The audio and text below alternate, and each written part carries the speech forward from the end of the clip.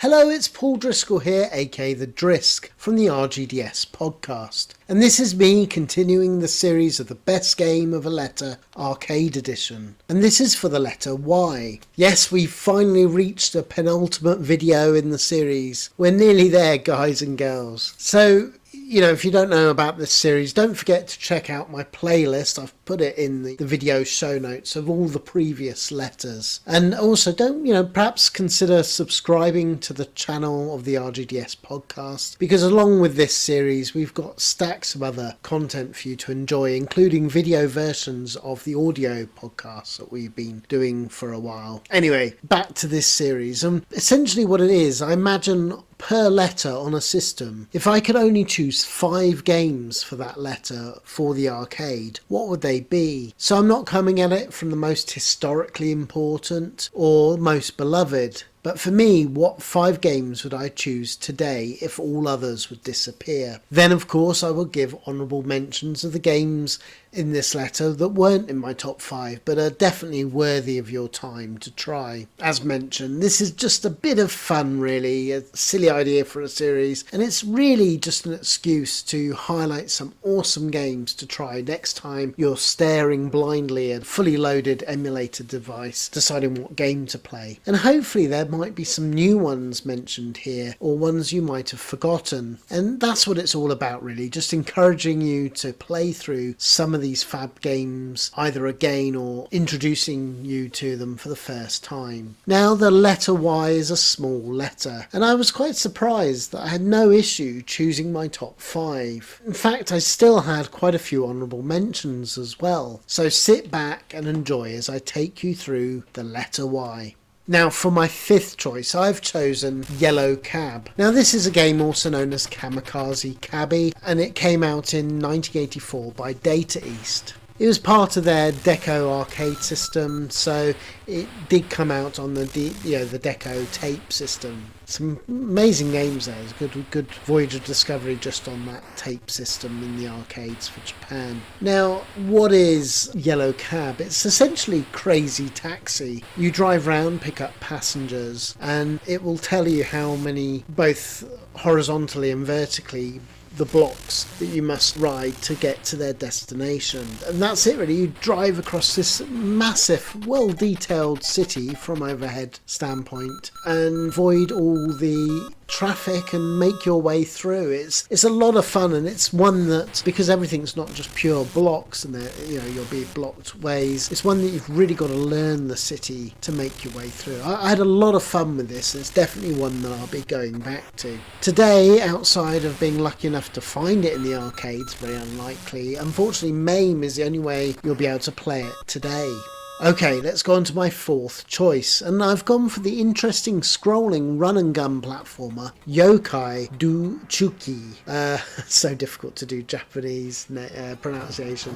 It was released by Namco in 1987, and in it you play a little boy who for some scary reason has been banished to hell. God knows what he's done. And as you expect, it's a pretty hellish place full of monsters, fires, and tormented souls, otherwise known as Atari Jaguar owners, doing the maths, realising they were tricked. No, I jest, of course. We love the Atari Jaguar here. Okay, I made that last one up, but you get the idea. This is not a place you'd want to go for a nice little weekend away. It's a fun game though. It's got 5 solid levels, an extra element of to do tasks to build up your piety meter and eventually escape from hell. Designed by Kazumi Mizuno, who would go on to be the producer for Namco on games like Splatterhouse and the PlayStation port of Ridge Racer, and this is a good one to play. And it did see a PC Engine port back in the day, and also the Famicom also got a port. Beyond that though, thankfully today you can pick it up on Arcade Archives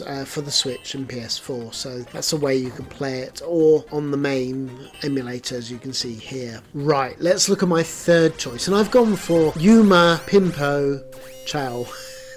Yuma Nimpo Chow, also known as Ninja Amaki outside of Japan, but I've obviously gone with the Japanese name to include it here. It was released in 1986 by Nichibitsu, and it's a fun vertical shooter that switches the level from riding clouds and land levels on foot. It runs surprisingly quickly and it's a lot of fun and pretty ahead of its time for a year of release. It reminds me a lot of games like Commando and Ikari Warriors and Ninja Princess, but this is more ninja based and I actually prefer it to those games. I find it's a lot smoother in its play. It has a lot more variety, with the levels.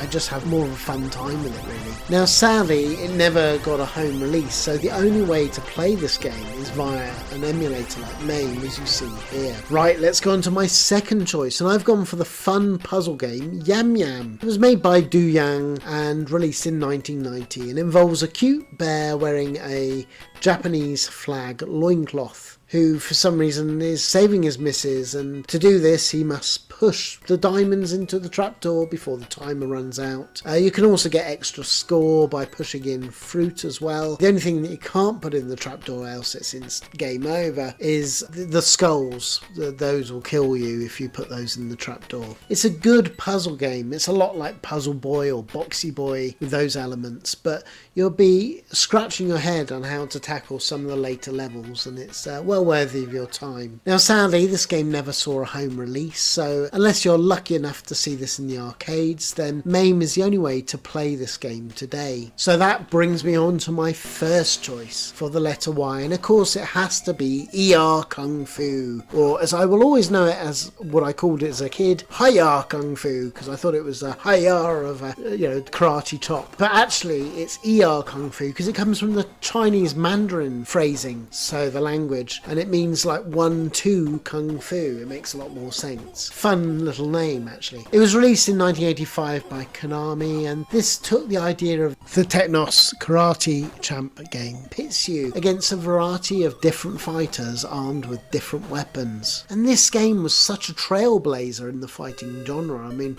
although Karate Champ is the first, this was the first to use energy bars and have such variety to the fighters with distinctive characters that you had to fight, and a lot more variety therefore. You play Oolong, who's basically a Bruce Lee lookalike, and you have to work your way through 2 tiers of fighter classes to become the best overall. The first tier is called Hot Fighting History, and it has you fight such fighters as Buchu, wrestler, martial artist. He's slow and he's a good initial adversary because he's quite easy to beat. Then you have Star. She's a shuriken throwing pink jumpsuit wearing fighter, so a lot of fun there. And then you have a Nuncha, who's a nunchuck wielding fighter, like Mr. Roper from Enter the Dragon, and he will, like Mr. Roper, give Oolong, or basically Bruce Lee, a run for his money. Then you have Pole. He's got a bow weapon, the pole basically, and he uses it to attack and even pole vault himself at you, so there's nice variety there as well. And finally for the tier is Feedle.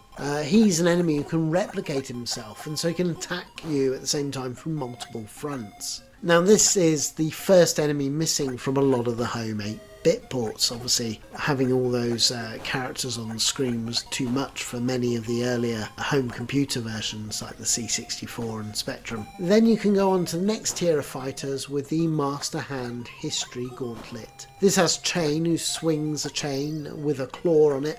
Ooh, nasty weapon, but it does make him tough to beat. It's not one I would want to go up against. And then you go against Fan, a beautiful femme fatale. She's like a villain lifted straight from a Bond film. She wields steel killer fans and she hurls them at you, and it's quite difficult to beat. Next there is Sword, who's armed with a dao, basically a sword, and he has a wide range of moves, including being able to teleport himself to the other side of the screen. It's making him a really tough person to beat. Then you have a Ton Fun. He's armed with the Ton Fun sticks, or night sticks to you and me, and he's got 2 of them. It makes him a really tough to beat, or is that ton of fun to beat? I'll get me coat. Finally, we're up against Blues, the mirror image of yourself. So he's basically Bruce Lee. I really will stop now. You beat him. He's basically an exact mirror of yourself. So he's mirroring your moves, and that makes him incredibly tough to beat. Now, for me, who wasn't lucky enough to have the arcades on my doorstep. This was the first fighting game that I ever played, and it was on my Spectrum. It came with my Spectrum back in the day on the Plus 2, and I fell in love with the game. I mean, it did have lots of easy bugs that you could learn with the move sets that let you sort of cheat your way through the game, but if you played it properly, it was a huge amount of fun. But, in fact, all the ports are really, really solid. The C64, Amstrad, BBC and MSX were all pretty good, and even the Humble Electron had a go, the Acorn Electron. But of all of them, the NES port is probably the most impressive. Now, arcade home versions have appeared for this game in compilations such as Konami Arcade Classics for the PS1 or Konami Arcade Game Collection on the Game Boy Advance or DS. And these days you can find ER Kung Fu on the Arcade Archives, released on the PS4 and Switch, or emulated on MAME as you see here. Right, those are my top 5 games, but we've still got some great honourable mentions worthy of trying, so let me take you through them. Yujuden, released in 1986 by Irem, and it's essentially like playing Ninja Princess meets Commando. It's another fun overhead shooter, walking around, taking out the enemies. But I do actually prefer this to Commando. But I've never really gelled with that game, if I'm honest. Still, this is a lot of fun, and if you like that genre, this is well worth playing as well. It's never had a home port, but thankfully today Arcade Archives has it on the PS4 and Switch, or you can play it on MAME as you see here. Another interesting one is Yachtsman. This is a windsurfing game released in 1982 by Sanritsu Denki Co. Limited. It's probably better known by people as the name Mermaids, which was the publishing name that when Rock-Ola Manufacturing Corporation, when they released it. But whatever the name, this is a gaming gem, and that's why I wanted to include it here. The idea is you control your windsurfing boat, or whatever it's called, through the flags, avoiding all the obstacles, and ultimately get to the finish line first. Now, to aid you on that is to obviously not hit the obstacles, but also get into these current waves, which will give you extra speed as you ride them for as long as possible. I think it's a really unique, really fun game, and it's such a shame that outside of emulation in MAME, it's never seen a home port. Next though, we have Yo! Noid. Now this is a PlayChoice 10 game, so basically a NES game in the arcade. It came out in 1991 in the arcades, 1990 on the original NES Famicom, and as I say, it was made by Capcom. Now, quite rightly, this is a series that I've tried to ignore in terms of the Play 10 games because they're not really arcade games. But, on such a small letter and such a fun game, I decided it'd be churlish not to include this lovely, tough Capcom platformer. He's armed with his yo-yo and he must make his way through to take on the naughty Green Noid, the Hawaiian pineapple pizza, if you will, of this mischievous imp who's been laying pranks across the city and blaming it on poor old Noid. Now, if you're wondering about the pizza reference, you see, Yo! Noid was a mascot for Domino's Pizza. I think it only happened in America. I've never seen Noid myself, but in any of the adverts, but that's basically where he comes from. But ultimately, this is a solid platformer. It's essentially a reskinned Capcom platformer called Kamen no Ninja Hanamaru, and it's essentially just reskinned from that. And you could say this is a by the numbers platformer, but for Capcom that means better than most platform games, if I'm honest. So this is one well worth tracking down and playing through, but it is tough, so expect to get frustrated. Now, the other final games I'm about to mention are cloned, hacked or pre-release names, but for such a letter I thought we'd still mention them. I mean, it's such a small letter, it was worth sort of bending the rules, that some of the rules are set for other letters, to at least include them here. First, we have Yaku Kakuto League Band by Irem, and released in 1993.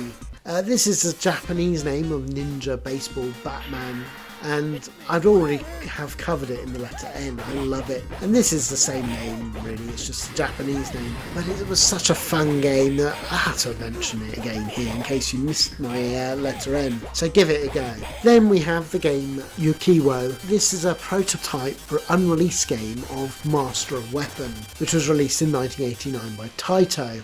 However, this prototype does have quite a few differences to the level layouts. So if you're a fan of Master of Weapon, perhaps you played it on the Mega Drive or arcades, then it's well worth, giving this a go and giving it a play. It's working on MAME as you see it here. Finally, we have the Hack game, and that is Yankee Do. Yes, it's a complete rip-off hack of Mr. Do, just doing a graphic swap really, and this time instead of a scary clown you're playing Yankee Doodle, an Uncle Sam type character, and the enemies are, I assume, British soldiers, or I assume they're British soldiers on horseback. But other than that, it's Mr. Do.